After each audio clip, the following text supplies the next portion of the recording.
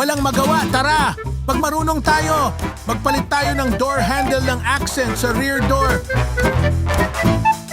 Kita mo yan? Sungkitin mo lang yan. Pilisan mo!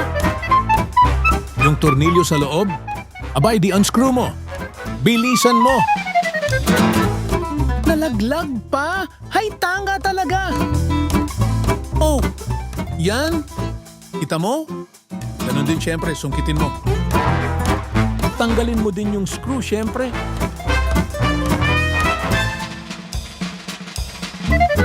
May mga clip yan sa loob, pwersahin mo lang para masira. Para matanggal, pwede mong sungkitin. Matanda ka na, alam mo na yan. Tao lang, nakalimutan kong i-record. Kita mo yung socket ng wire na yan? Guess what? Hindi bawal tanggalin yan. Go! Tanggal lang ng tanggal. Oh! Andyan pala yung nawawalang kurtina ng nanay mo. Sige, tanggalin mo na din. Saklolo! Hinuhubaran po ako! Pati yan, idamay mo na! Damay-damay na ito!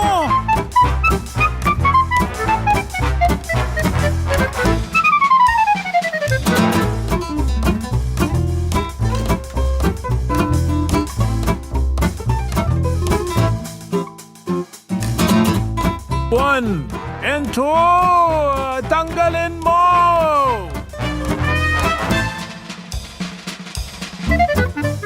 Mandurukot! Mrs., lalaki po ang anak ninyo.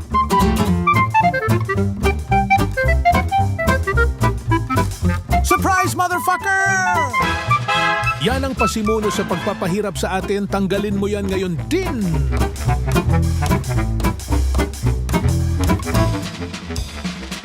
O anggat lang walang kukurap. Ala una, alas dos, alas tres.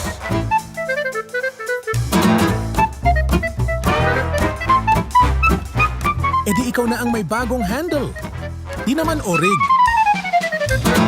O seryoso muna, ipasok mo lang. Tapos push mo forward. Tapos angat mo lang siya para maipasok mo yung maliit na part.